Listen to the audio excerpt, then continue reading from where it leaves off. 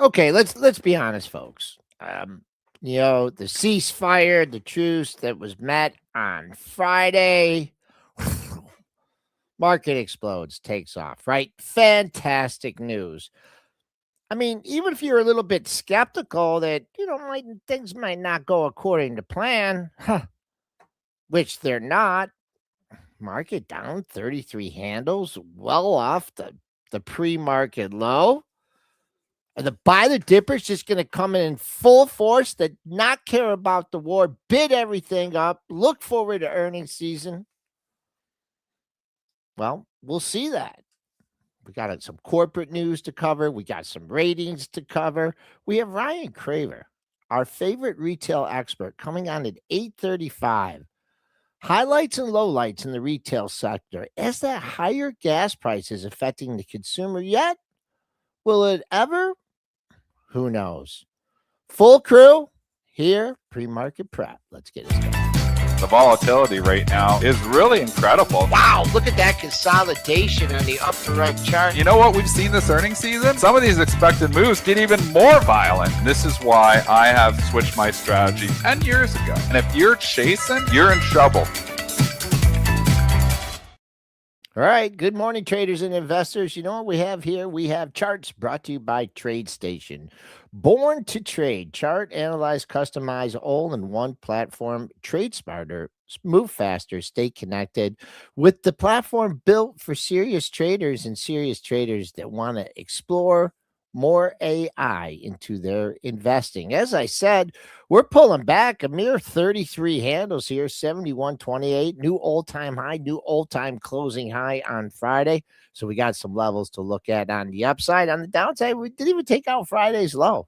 I mean, like, big deal, like sell-off, boom. Dollar down, or excuse me, the buck is up about a dime at 98 even, trying to recover from last week's shellacking. TLT down 16 cents, 86.91. And USO, what do you know? Up 622, 122.27. We'll have to look at some retracements on that. Gold and silver not liking what's going on. GLD down 460, 441.33.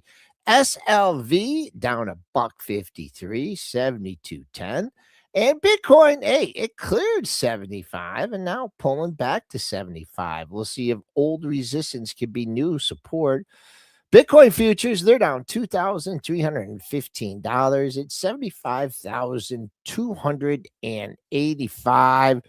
Let's bring in Triple D, who's been banging away on the keyboard. And Triple D, I wasn't around to listen to your strategies on Friday night, but sometimes the weekend can throw you some curveballs. Oh, yeah. No, it's not sometimes. Every weekend here. That's why we're saying this is Groundhog weekend here now, because it seems like we're up in the week, and then during the weekend we have escalation. We have, the war takes headlines here again. It's like, I don't know. I feel like Fee maybe are in the background. You can look it up. But I feel like it's like 3 or 4 weekends in a row here that we just got hammered. Now, again, just like last weekend, buy the dip emerges. So we're in the buy the dip market. Fundamentally, from a macro standpoint, it's like, what are the markets doing at all-time highs? It doesn't make any sense to me either, but we can't argue with the technicals. We can't argue with the tape. Same thing happens again last night, Joe. I'll bring up the S&P futures quotes here, because despite obviously more escalation here in the Middle East, despite the strait being closed again, because Trump says on Friday it's never going to close again, and then literally on Saturday it's closed again. Oil spikes significantly here, and the futures sell off. But again, coming back up here, which we'll put the charts up here right now. I will do it. Bringing it back up. You can see S&P futures open around 6 o'clock, basically at the lows. We just can't stop buying it. They open right at the lows at 6 o'clock, and they slowly start buying it back up. Are we going to go green today? Maybe. I mean, does it make any sense? No, but we can't argue with the technicals. We've been telling you we're in the buy the dip market, and that just continues. So no sense fighting it. If you're getting in here and getting all bearish and saying now is the best time to short, you may be right longer term, but shorter term here, this market wants to go higher. And nothing's bringing it down. And we just wait for the next Trump tweet. He's going to say, oh, yeah, great talks. They're opening the strait again. Open, closed, open, closed, open, closed. The market is absolutely becoming a little numb to it for sure. What I'm showing here is the opening 15-minute bracket. And then what I'm showing here with the horizontal line is the Globex low from Friday. I differentiate between the intraday low and the Globex low. I consider the Globex low the real low. So you can see that they came in above the previous day's low. Maybe, might not work out perfectly for your stocks because they didn't open until 9:15. But when you don't break the highest low you ever made, it's kind of hard to turn the flip and get bearish. Now, coming back on the upside, we already have covered half of the session's losses back. In fact, we're closer to the high of the day right now than we are low of the day. We're only 6 handles off the high. Incredible. Yep. And if you look at it, I would look at your prints, your closing prints. I mean, Apple's actually up, but Nvidia, this rally continues. They buy it up, look at the close and all these things. Some have a little bit farther to go to the close, but those are good general levels. But we continue to tick up here at 807. So moving away from the macro, because geopolitical stuff, the market cares about it, but doesn't care nearly about as much as it did 3 weeks ago. And that's going to continue here. So they're saying I'm chopping around here a little bit, so I'll have to work a little bit a few minutes ago. Okay. So if I don't touch the computer, we'll be fine. I'm trying to run my trading software in the background here. Obviously can't do all of that at the same time. So learning experience here. Okay, Brentster, how are you, buddy? Hey, I'm well. Your connection is okay now. Triple D was just for like. Yeah, I just can't touch the trading software. Just don't breathe. Don't look at it. And interactive brokers don't seem to get along. So they both are resource suckers. Plus, we got a few other things. I got some news streams and other stuff running in the background here. Slack. There's a lot of things running on this computer here right now. And I know when I run it all, sometimes it gets a little bit choppy. So all good. The computer, maybe we'll be okay. Okay. So continuing on, Brentster, stay with us here because we have obviously more news. Come give us that Google news here over the weekend. Apparently breaking something to do with making their own chips here again. Yes, the information, which is an excellent source. They have a lot of great info. Reporting Google in talks with Marvell to build new AI chips for inference. Marvell shares rallying a good like $12. And we heard actually about $8 right now. We heard just a few minutes ago, if you are zoomed in on a chart and you notice the stock selling off a little bit, there was a report. It sounded like a JP Morgan analyst was out saying that this report was false. Kind of interesting. JP Morgan does have a buy rating on Marvell, so it's not like they're, like trying to talk down the stock or anything. But yeah, those kind of the details that I have on that. There's not a ton of details. Thoughts on this news item here to start this week, guys?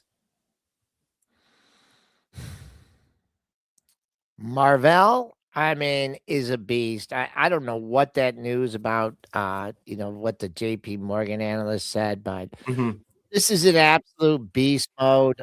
Pre-market high. I'll just give you the technicals. 151.19 comes in your pre-market high. Friday's high, way above that. You're blue sky territory here. Just keep an eye on that pre-market high, as a target. And right now, yes, folks, right now, potential support comes in at the all-time high of 139.91. That's only 7 points lower. You're in a bull market when hopefully my connection. I'm trying to shut down stuff in the background here because we didn't realize till the show started. But I don't want to restart my computer. So, but when you're like in a bull market here, this is what we're seeing, and it applies to the S&P, applies to Marvell, it applies to all the stocks that are really bulled up here right now. They get good news, they pop, and then the good news is found out to be, maybe it's not 100% accurate, and they don't drop as much. S&P's Strait of Hormuz is open. Oh yeah, this is great. We'll pop 200 points. Oh no, it's not. It's closed. We'll give back a little bit. Oh, it's open again. We better rally another 100 points. We'll give it back a little bit. So Marvell, obviously information reporting here. JP Morgan saying they don't believe it. Doesn't matter because Marvell's bulled up and the bulls are in town. So, I mean, this is all signs that we are in, obviously, a new bull market here. People won't say it officially because we didn't fall 20%, so we were never out of the previous bull market. But we know on this show we don't do it by the 20% rule, which is the dumbest rule that ever existed. You do it by tape reading, you do it by feel. I mean, it was an awful, bear market really for a month and a half there, where stocks really got beat up. Lots of stocks down 30-40%. We're back. We came back hard. The market wants to go higher. Don't fight the tape. That's where I am. Marvell, stocks making new highs here. Our dip's going to get bought. Probably.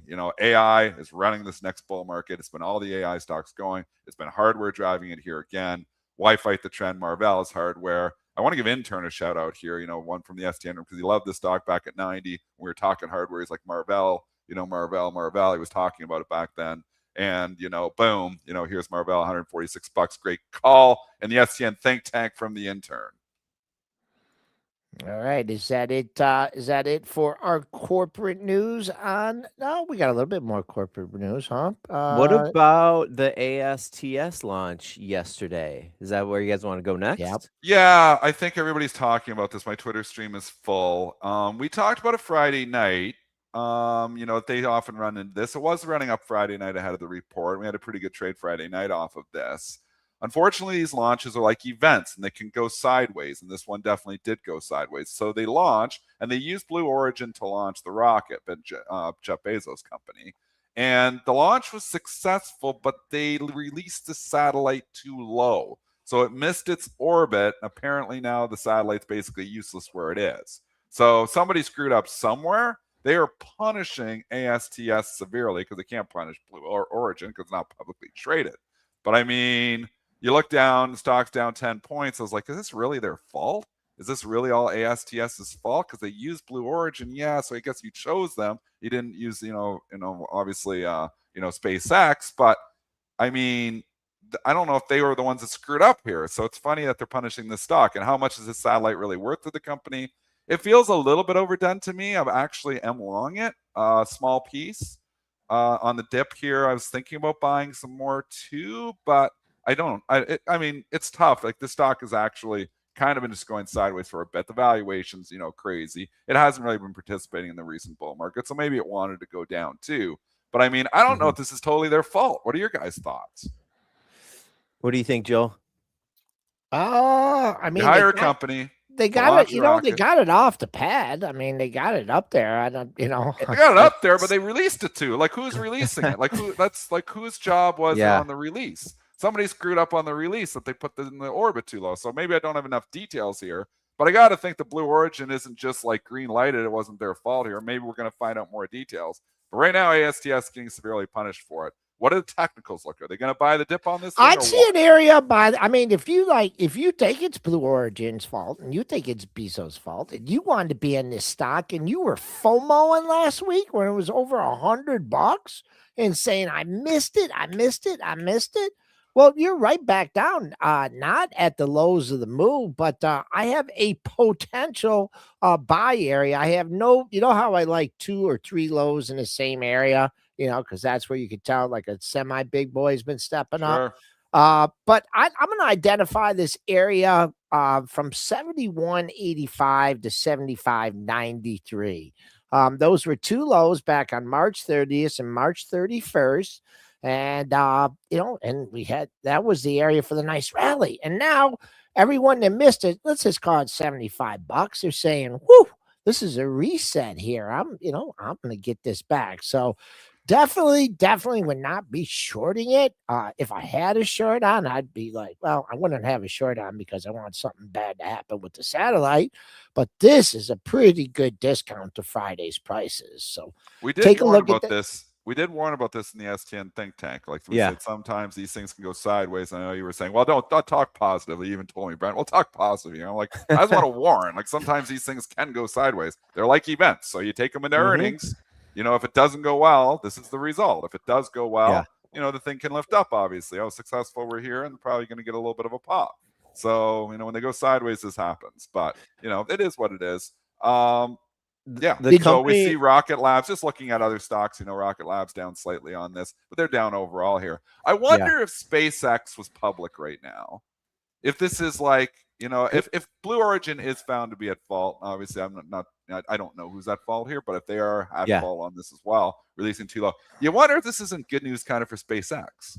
Like that, hey, if we I launch think this, we yeah. get it in the right spot. I just wonder that. Now, SpaceX is not public yet. We've been talking and speculating in the think tank that we think, this is going to get announced sometime in the next month. They're going to get the official S1 drop, and they're shooting for, it sounds like a July IPO. Now, again, this is all just rumors. We don't know exactly what Elon Musk is thinking, but, as SpaceX, I believe, is, going to be coming out here. And you wonder if it was public, just asking you guys too, if this would actually be good news because it's kind of competing with Blue Origin. I think it would be. Yeah, I think your head's in the right spot there, Dennis. ASTS did respond specifically to this launch. They had a note out yesterday, a press release out around 2 p.m. They didn't attribute any ownership here, but they did say that the Bluebird 7 was placed into a lower than planned orbit by the upper stage of the launch vehicle. So it seems like they're saying it was a launch vehicle. Unclear if that was something that they had control over or if this was Blue Origin. I think Blue Origin. They do have insurance for this. The cost of the satellite is expected to be recovered under the company's insurance policy. They said that this would have been the 8th deployed into low Earth orbit. And like somebody in the chat was saying, they already have a satellite up there. This was going to be the twin to the satellite that's already up there. So it's not like any huge issue there.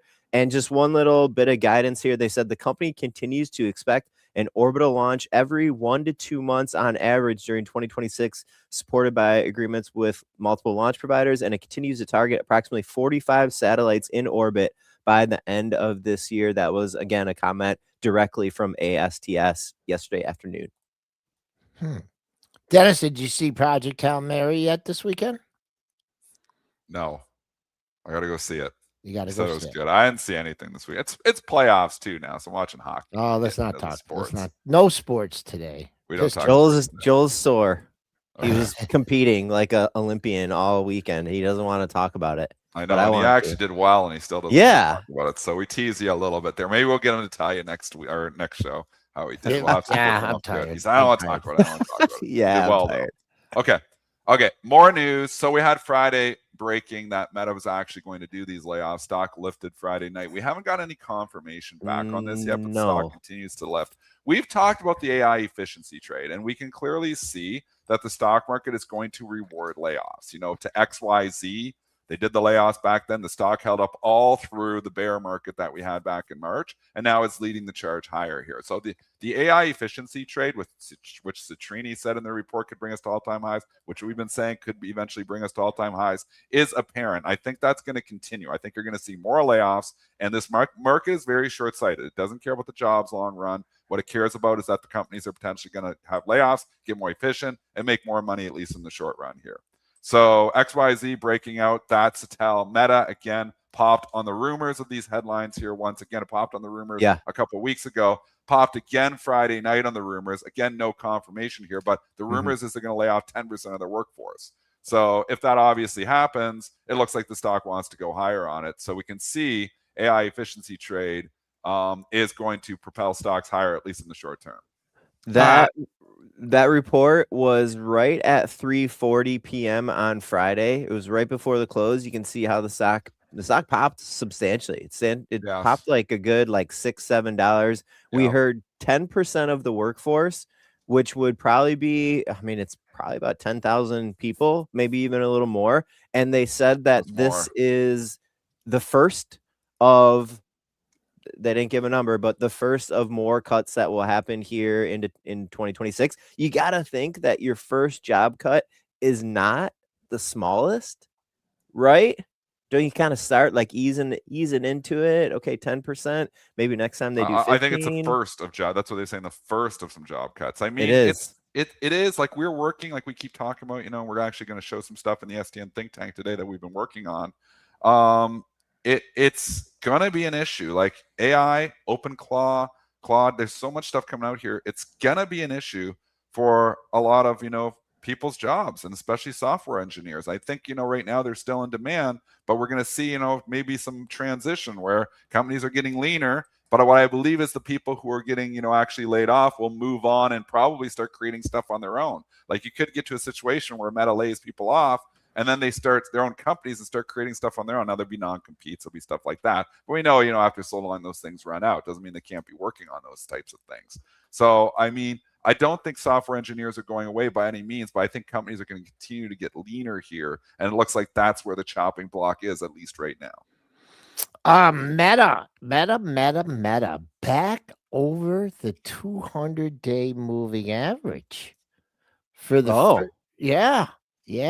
And last time it got way above it, way above it. So 681.26. We're still trading above that. Now, I just want to point out to our investing crowd here that it did get back up here after an earnings report back in February. Little bit different market conditions, but I mean, if you want to put on your Facebook all-time high hat, I mean, holding the 200-day after a move like that. Looking at the monthly, I mean, come on, getting back up to that area. Extremely. Meta has really outperformed on this rally. Let's see what happens today. Oh, the green candles. Where I could tell you support is, I'll just give you a 1 day of support. Friday's low, folks, 675.13. You're going to get bearish when it's at 683 at $7. You have to realize, folks, that we're down. But we are so far away from, I mean, I shouldn't even say we're down. This is V bottoms everywhere, Joel. I mean, wicked V bottoms where, you got the drift. We always say like down like an or up like an escalator, down like an elevator. This has not been the case. A lot of this was escalator down and elevator straight up. I mean, this is this V in Meta is more violent on the upside than it was on the downside, which is rare to see. Just shows you how, I guess, too many people lean into the bearish side here. Even me, I was bearish on Meta here too, and it's just turned around. And I was like, wow, this has just turned around and gone straight up here. So I've been shocked at the violence of the rally. It has been a violent rally, like violent, and especially if you're short, you're like, oh my god, I don't even know what you do here. So, but you can just go through the charts. I mean, they all kind of look the same on a lot of these things. This is what this market likes to do now. It likes to give the V bottoms, and it's not just SPY. And SPY looks very V. Obviously the Qs, the IWM, they all look the same. I mean, the V bottom is the way the market works here right now. And maybe it's because of algorithms. Maybe it's because, information flow is so efficient and things happen so quickly here. But this, you can't argue with what's been happening here. When you have these Vs like this, we're just talking technical analysis here. Everybody's caught. There's a lot of people caught short here. And that's why I keep saying on dips, there's people bringing in money because you have one, money managers, too much cash. Two, there's actually people that are caught short. So they're buying every dip. All right. Do we want to slip in some Bitcoin news here? Just real quick. We haven't talked about Bitcoin. MicroStrategy has acquired 31,164 Bitcoin, 2.54 billion at an average cost of 74,395. And has achieved a Bitcoin yield of 9.5% in 2026. This is coming from Michael Taylor. We can go off the script here for a little bit and look at MSTR. Get rid of all this stuff. Sorry, you drew the line. Look, when did you draw there? The D right there. You already were anticipating. You're actually drew. When did you draw that? That was perfect. That's what it was going to do. Oh, it's Microsoft. You got Microsoft on screen. That's what he wanted Microsoft to do because he's. Oh no, that's what I want. I actually did the exact That's the same anticipation. Thing, Joel's drawing the future right now. Look at this. There's V bottoms everywhere. Triple D, you said it. Dennis, run the disclaimer. Run the disclaimer. I forgot. Obviously, my typing is a little off today, and I forgot MSTR. But MSTR. Let's just talk Bitcoin like generally for a sec though. I don't know the last time we sort of talked about Bitcoin. Bull market, we're ramping up, speculation coming back in. What's not to like on Bitcoin here? So I think it's put in a pretty hard bottom. Bring up the IBIT because I hate looking at MSTR just because obviously they're so levered up that it looks a lot uglier. But IBIT, which is obviously one of these widely traded, already trade 1.6 million shares today, Bitcoin ETFs here. We're significantly off the highs, but it's perking up. It's put a lot of work in down here. I like Bitcoin. I'd be a buyer of dips. Heck, I might even write on I already own some Bitcoin. Maybe I hodl some more. Joel, any thoughts on this wonderful chart? What I noticed throughout like the dips and dives of the war stuff, Bitcoin, I like Bitcoin as opposed to IBIT, but it never took out the low of the move. I mean, they kept on making, it gave you, like, if you were waiting to buy the war low move, or actually this might have been February, and then I think the war started in early March. So it's building a base. And what do they say? Bigger the base, more the space. So Oh, yeah. I never heard the that. base for the chase. Yeah. Start chasing Bigger the base, more to chase. There, that's a good one. Dennis, put that on your Twitter. But taking a look at it, and I'll just go to the futures here real quick. I mean, it spent a lot of time between 65 and 75, poked its head above 75 yesterday, Friday, and now trying to find support. It's nestled in above the took out the 200-day by a pretty good margin, but now the same kind of activity. 75, 85. It's funny. You know what? I'll do a little tangent here. I didn't get involved, but at the event that I was participating in, I heard like 3 or 4 guys, and they were talking, and from another team, and this one guy was making the biggest argument that, like, Bitcoin is just like the stock market, and that if you invested in it now, in he said, like, if you invest in it now, it's gonna, in 30 years, it's gonna be $1 million. Oh, well, 30 years. Kathy Wood says that's in 3 years. 2030 is her target here. Yeah. So if you think asset prices continue to go up, the bearish thesis for Bitcoin long term would be that AI is very deflationary, and then it brings down all asset prices. So I mean, I retweeted that this morning. Somebody was coming out saying that AI is going to be, as an analyst coming out and say AI is going to be very deflationary for the overall economy. I believe it too. I believe AI is going to be deflationary. I don't think we're worrying about any of that though with the war going on right now. So maybe next year we start thinking about deflation, but right now we're all thinking about inflation because we see our gas prices. I want to address what Jay Diamond hands. This is a great question here, and it's kind of like, just maybe a little sarcasm in there too, but it's so correct. Jay Diamond hands saying, so the market goes up, people buy garbage. This is exactly speculation comes in. It is exactly what happens. This is like, you write this down. This is what happens. This is what we've been talking about, the STN think tank. I mean, I've been going the last week and buying all these beaten down short squeeze names because I'm like, we're back to speculative bubble. I said, don't marry any of this stuff. Don't invest in any of this stuff. But right now, we can clearly see speculation coming back in and short squeezes coming back. And I mean, look at GoPro. Let's just go through here for Jay Diamond Hands. Look at GoPro popping up. Beyond Meat, which we were calling on this one, starting to pop up and jump up there again. You're seeing these short squeeze names. HighShortInterest.com is a place you can go to see a lot of these names as well. But they all started, perking up here in the last week. That is not coincidence. People will literally start going and buying garbage, the garbage stocks, when the market starts to turn around and when the market starts to break out, which it is indeed doing. And a lot of these things are beat up. So it's more like, what hasn't gone yet? Well, a lot of the speculative garbage that hadn't gone yet is starting to go. So, I mean, that's where we are in this market here. We're full ramping up speculation. I don't know if something can derail it. We keep saying Middle East can derail it. It keeps trying to derail it, but it keeps going higher, the market, and the dips keep getting bought. So don't argue with the tape. There's a lot of stocks. And I'm not advocating go out here and load up Beyond Meat in your long-term investment portfolio. What I am saying is right now, these stocks are showing some life. AMC, there's another one there. Yeah. Starting to show some life, and this is where we are. People are actually going through and just combing the ditches and finding all the stuff that's been beaten up, and they're buying everything.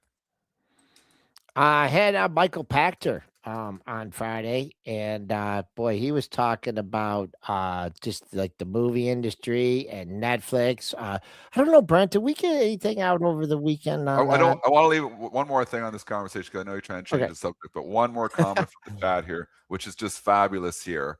I'm just trying to post it, but I'm moving those comments move too fast. I'm trying to click it. Look at Richard here. Love that. Gives us a chance to take out the garbage. 100%. I mean, if you're bag holding some of these stocks and they jump 100, 200% on little short squeezes, it gives you a chance to get out. I mean, this could be a segue even into one of our and maybe I shouldn't do that because I don't want to call companies garbage. So I'm not going to do it because then I don't want to call a specific company out and say that it's garbage. We're trying to give some examples here. Netflix is definitely not one of them. That's on the screen here right now. But it's so right. I mean, when you're like crappy stocks and you get these huge short squeezes, these are not buying opportunities. Usually, folks, they are selling opportunities to take out the garbage and clean up your portfolio. And I love that comment as well. Joel just revealed the stock that Dennis was gonna say, but he didn't say it. He didn't say it. But if you're a smart listener and you looked on screen there, you could have seen. Were you gonna say Netflix? No, he was gonna say it was not Netflix. I think he was gonna say the company whose leader rhymes with many off. No, I don't know that. Actually, and I don't love that one either. And I'm not saying that's the garbage we're talking about, but some of these smaller names here. I'll say it. AMC, that's one. It's went from $1 to $1.05. Here it gives you another opportunity here. The apes are back. Sorry, apes, but your stock, maybe the company's going to eventually turn it around here. The all-time high on this puppy, $726. Can it squeeze farther? Sure. Could there be a short squeeze trade in here? Sure.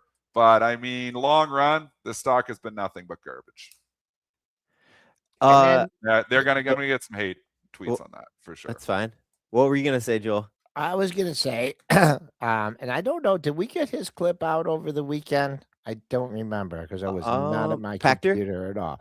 Yeah, we had Pactor on for the STN room. What a great fun interview. Yeah, that was a really good interview. He covered so many things. Well, I did a really good job with the questions and stuff. Well, speaking of garbage, we want to stick with this garbage. Maybe we're going to retitle the show here. It's kind of going on a tangent here. But speaking of garbage, it's 420. It's 420. And what happens on 420? What happens on 420? The pot stocks start to get hot. And we actually went long on Friday night. I went long MSOS and Tilray. And I sold the MSOS already. It just went up here. But it's went up 3% today because it's 420. I mean, we just got to put the calendar alert. You got to buy the stocks before the day before 420 because they always seem to go up on 420, the pot stocks. And these have been junk, garbage stocks. I mean, MSOS is $55. It's $4. Tilray, obviously, another one was $1,200. It's $6 here now, or $1,500, whatever the hell the all-time high was on these things. But they're perking up a little bit here. I'm still long some Tilray. I sold a little piece of it. But, I'll see what happens. But it's 420. So there's another area for you to think about here today on it's the apparent garbage day.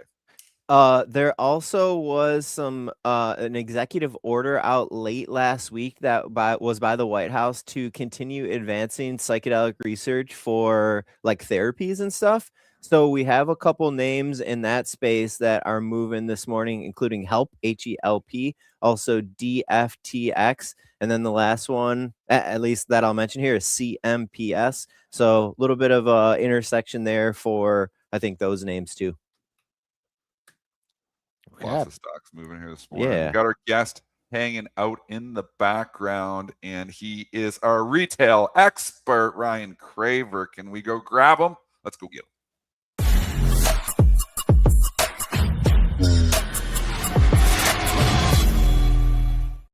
Hey. Are you under arrest? What's happening there, Ryan, in the background? I'm hearing like apologies. Midtown Manhattan. Let me shut that window. The cops are after you, Ryan. The cops are after you. That's what my dad used to say. Like whenever, I guess it's 420. Maybe that's why the cops. No. Hide the pot. Oh, it's legal now.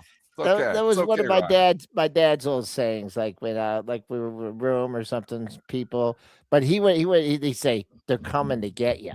Not so much, like the wagon, like to come and get the crazy people. But we got our retail expert on the line here, Ryan Craver, long time guest of the show. Ryan has a company now called Podine, and he is advertising and marketing. And he's made some great calls over the years. Great calls. Yeah. Puts his money where his mouth is. And now before we get to individual stocks, he wants to talk about secular trends with the consumer. Ryan, what are we looking at now? I think what's interesting is everyone's worried about the gas prices driving the retail narrative, but I think what's more interesting is what's happened over the last 5 years or so, and it's a continued trend. So, looking through lower income, middle income, high income over the last 5 years, and even more so over the last year, we've seen more and more customers moving to the lower priced locations in retail. So if you think about the three reasons why, core items cost has increased year over year over year, right? So our core items that we're buying at the grocery store, our cost at the restaurants, all of them have increased. And if you look, what's happened because of that is more and more people have moved to the stores that have grown their store count. So what do we know about store counts? Department stores are no longer growing. Traditional grocery has no longer been growing. What has been growing is off-price, TJ Maxx, Ross, Burlington, big box, Walmart, Costco. And then you've got that group of smaller grocers like the Lidls and the Aldis and the Dollar Trees. You can kind of consider them somewhat of grocery. And if you look across all those that have grown the store counts, they've grown their market share. And if you look specifically at the high income group, they used to spend with that cohort of retailers less than 20%. They're now up to about 27%. 27% of the high income is now going to those types of footprints. And then in the middle income, you were at 48-ish%, and now you're at 60%. Low income was 77%. It's now up to 82%.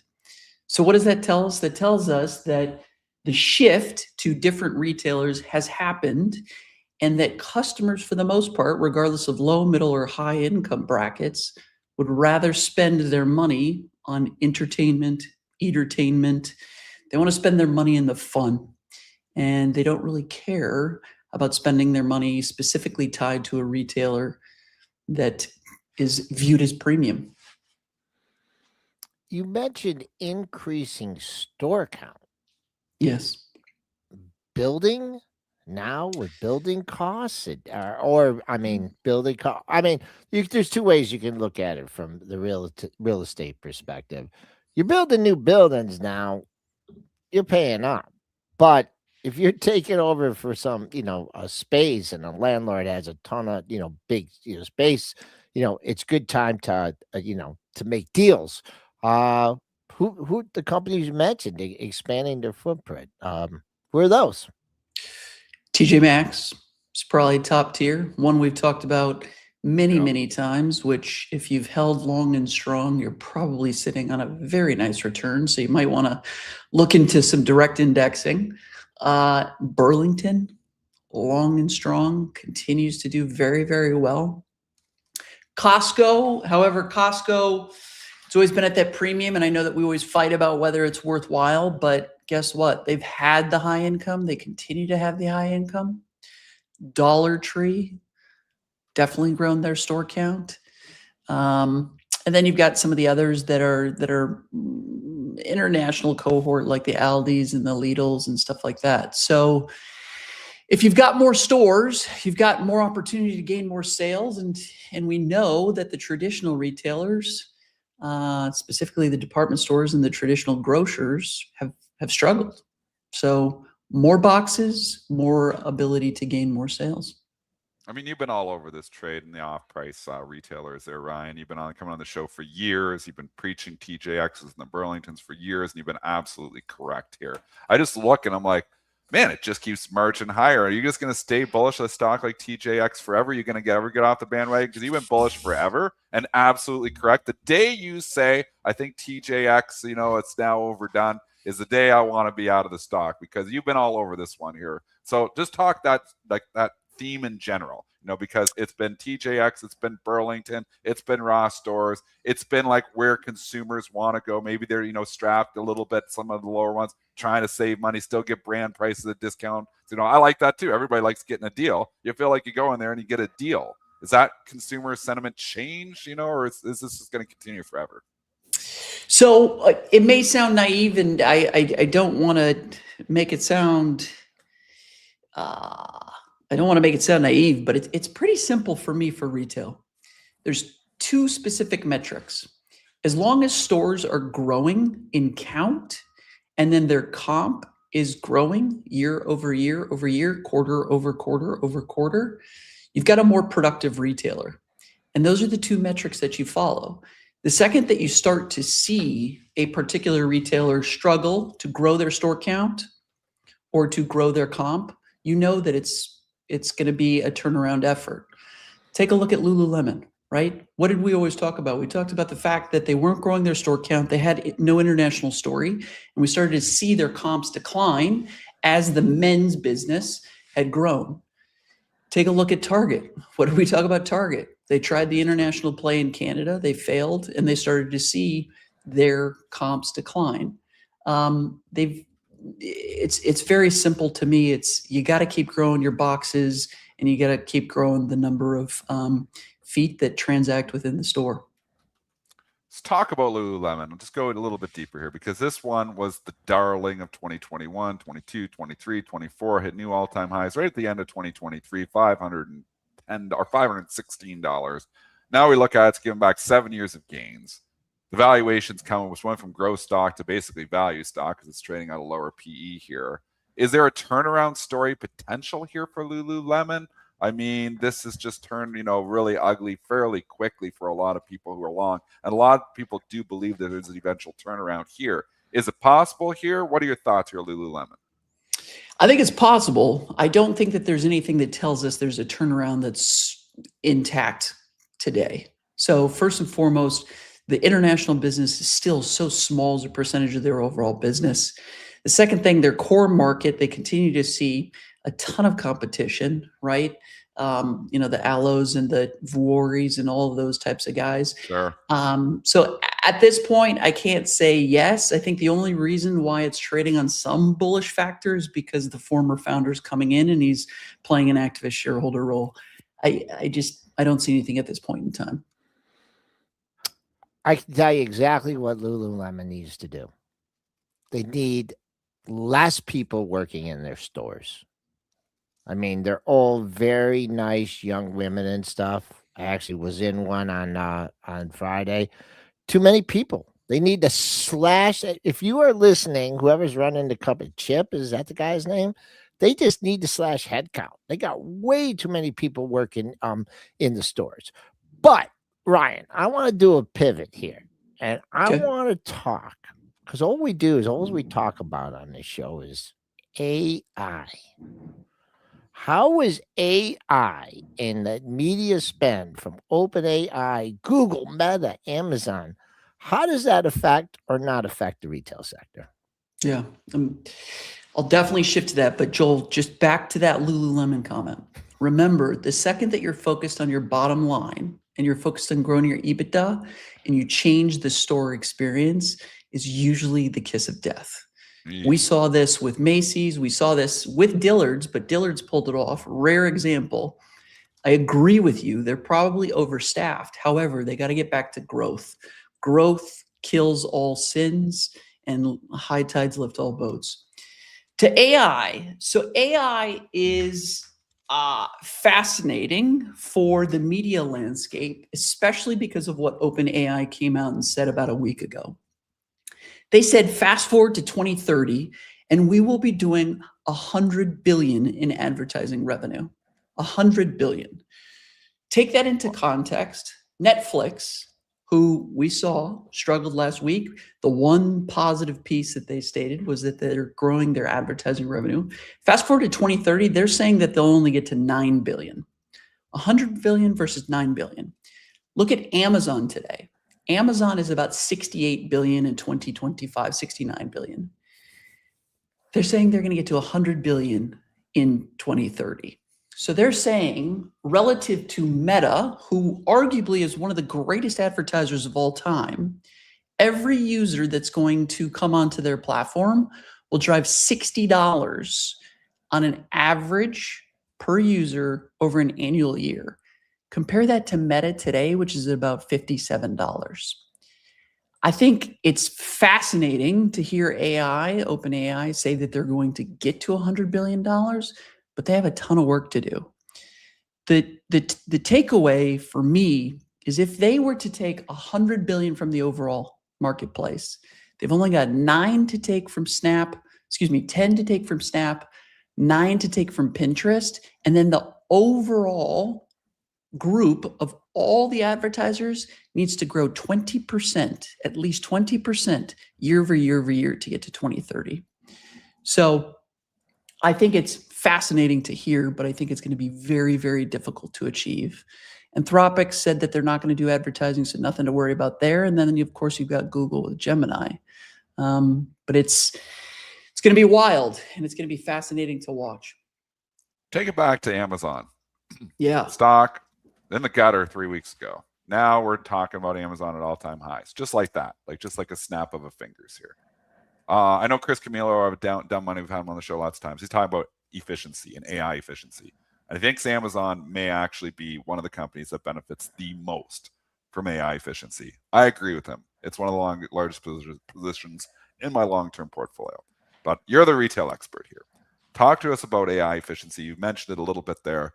Go into it deeper into Amazon, because it looks like I think this could be a much more efficient company. I'm incredibly bullish on Amazon. I have been for a long time. I've called it the toll booth of e-commerce. I think it's become the toll booth of commerce. Every single cylinder they've got is firing. AI, they're selling chips. They've now got chips that hopefully next year will be comparable to that of some of the other players. They've got the entire platform of AWS that businesses like ours are running off of. And then they are very, very clearly stating that they will take layoffs and do reductions in force to make their numbers quarterly. All those pieces, plus knowing that they've got the moat of e-commerce, I totally agree with you. I think that this is a long-term play. The only concern is we know that over time, Amazon's been running on a cash flow increase basis. This will be the first year in which they're spending all their cash. One might say, well, we thought about that when they were building out their logistics network and we were worried then. It turned out to pay off. This one's got to pay off as well. That's probably the only concern, but I do think they're not afraid to deploy AI within their organization and boost the bottom line using that. All right, Ryan, got one more for you. Someone snuck in VF Corp, and I wanted to get your take on that. We got a lot of news out there to cover, but tell me about VF. VF Corp I like. The core brands are very, very strong. My only fear with VF Corp is what's next. What's the next brand that they're going to build considerably? A lot of those brands have gone through their resurgence. A lot of those brands have seen their best growth days yet. So what's next? I think they got to find one other brand either through acquisition or core buildup. But all the brands have gone through revitalization or they've gone through their initial growth spurt. What's next for VF Corp? I think long-term, maybe it's a play, but I'd probably seek the next big brand that they're going to drive. Okay. We've waited too long to have Ryan Craver on, advertising and marketing perfectionist from Podine.com. Ryan, we're gonna dial you up after retail earnings. Thanks a lot. Speak to you soon. Talk soon, gents. Thank you. Thanks, Ryan.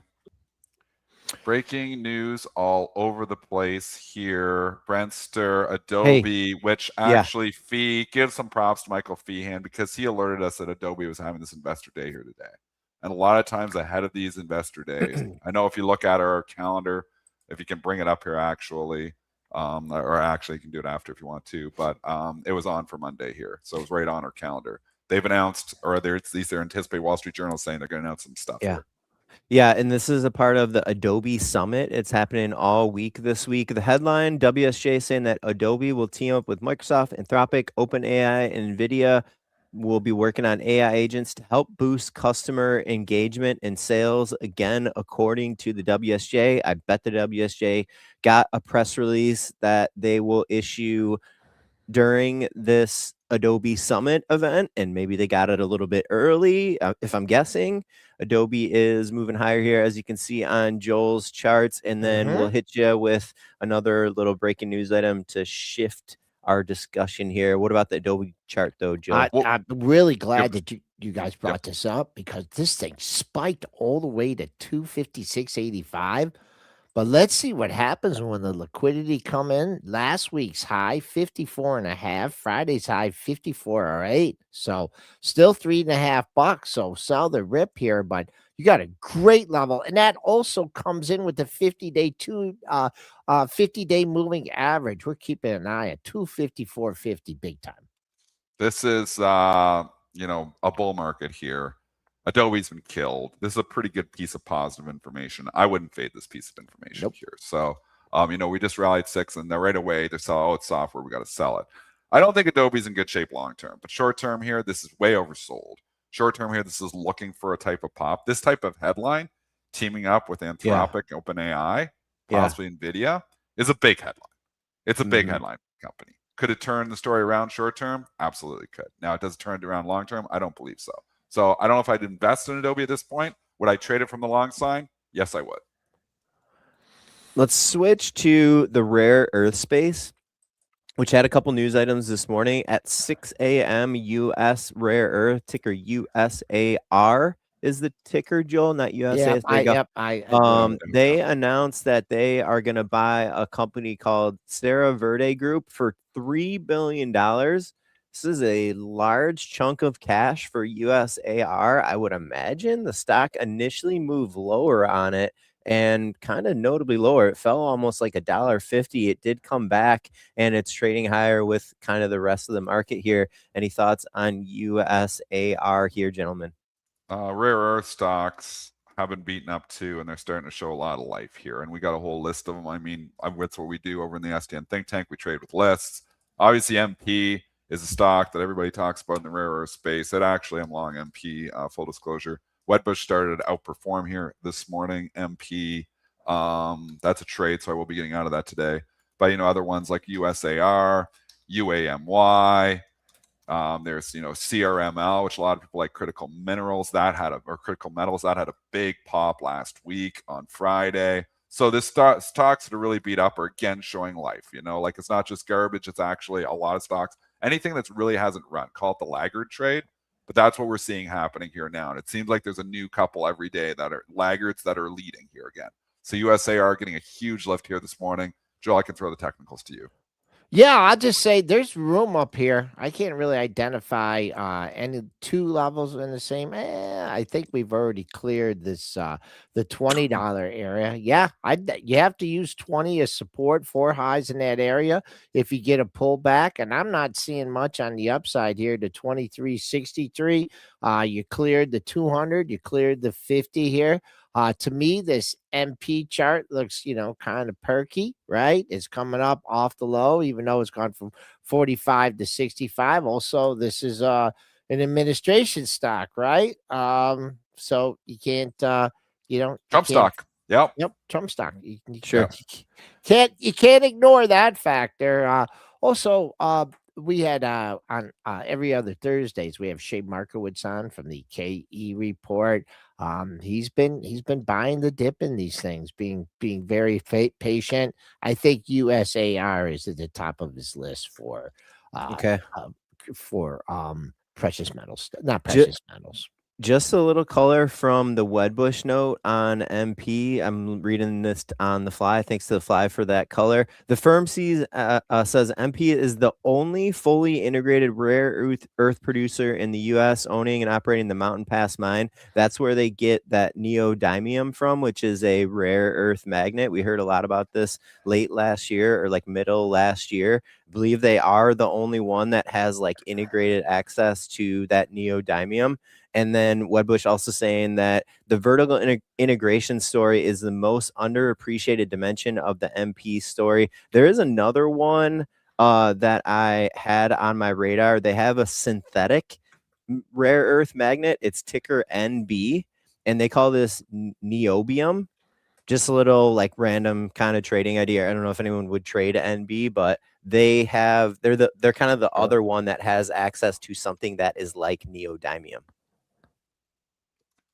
Keep getting the rating spread going here, Brent, 'Kay. because there was a lot of them today. Obviously, Monday and Tuesday are usually the biggest ratings days of the week. And, when you're coming out of, this bear market we've been in and the bulls, the analysts are getting all bulled up here now, too. Yeah.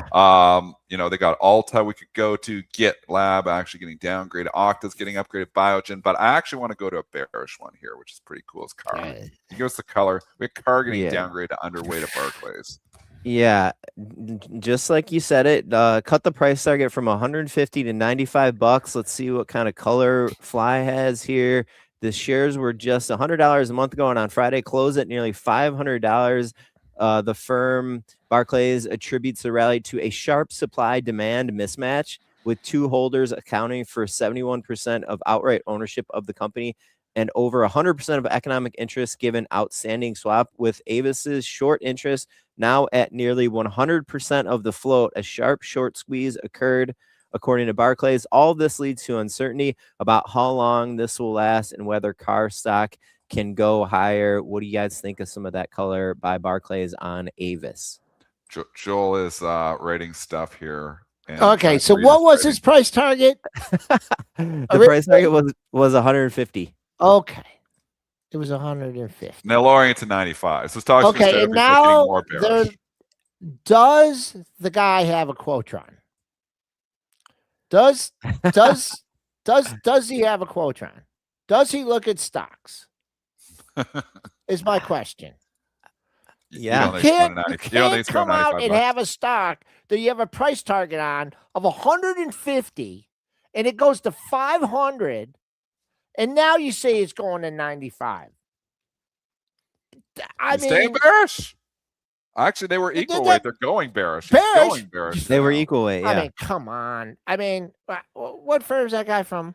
Barclays. Well, so this my niece works there. I don't want to say anything too bad. Well, this is the thing, though. Like the recommendations and the price targets from the sell side are things that they have to do for their brokerage clients, the people that are attached to, some kind of money management. The color is where the good stuff comes in. Okay. I was receptive to some of that color that Barclays said, but yeah, when you look at that recommendation of the price target, you're like, what in the heck's going on? Personally, I think you kind of like ignore that stuff. If you're talking about trading on these rating changes like Dennis likes to do, that's one thing. But, with some of this stuff, it's like, okay, get out of here with your recommendation. Just give me the color. That's the important stuff. The color is that they think the short squeeze is over. They think that it's going to come back in and it's been a short squeeze, and it has been a hell of a short squeeze. We've argued that we've come this far, and it has been going straight up. We argued this last week. Like, why not kiss the 545 all-time high when it squeezed back in 2021? History, our good friend Ryan Dietrich and obviously Mark Twain often say, history doesn't repeat itself, but it often rhymes. I think it could rhyme in car. I think I would have waited till it kissed the 545, but who knows where the top on this thing is? Like, is you sell when the getting's good? Harlan Pine, you sell your peanuts while the circus is in town. So I'm with all that. If you're in this thing and just went from 100 to 500, I'd ring the register too. I do think it could go to 545 and kiss that old all-time high, because why not? But maybe today's downgrade is going to be the catalyst to drive this thing back down, although it's hardly down here today, only down 15 points. Thing goes up 100 points on nothing, gets downgraded underweight and tell you to sell it, and the thing goes down 15. Resilience, CAR, every dip keeps getting bought. Dennis, you teased a few more, and I'll just mention them here again. We also had an Alta upgrade to buy at Jefferies. We had a GitLab downgrade from buy at RBC. We had Okta upgraded to buy at Morgan Stanley. We had Biogen upgraded to buy at Wells Fargo, and also Oscar OSCR upgraded away from sell at Jefferies. They're now at hold. Joel just kind of scrolling through the charts there real quick, but we can wrap the show here, guys. Do you have any quick closing thoughts for our lovely pre-market prep audience? Groundhog Day, Groundhog Weekend, dip buying emerges here once again. They don't care that your gas prices are staying elevated. They don't care that oil prices, are bouncing here this morning here. All they care about is that money managers are underweight stocks, and every dip they're buying because they don't want to lose their job.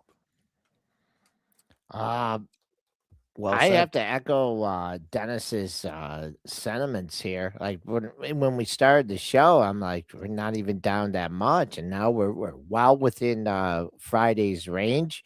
We're coming back. I mean, the fact that we're starting in the red gives you. I don't know if stuff is gapping down below the previous day's lows, but you know, looking at the mark for all this stuff was going to be important because a lot of these things was all-time high marks. So I'm trying to figure out who sings that song. I don't care. And who is that, Brent? I don't know. Oh, the No? newer song. I Um, crashed my car into a ditch and I don't care. That one you talking about? Or are you singing old songs? Joe wouldn't yeah, it know that is. Let me see if I can get it. one. I don't care. Fallout Boy? No, I don't I know. have no idea. who sings Bad that. ending. Okay. All Okay. right, that's it, folks. Great Bad show. ending. Is that Bad the name of the ending. band, or that's the end of her show? Bad ending. That's what happened at the end of the show. That's okay, Joe. I like that. Could be a band name.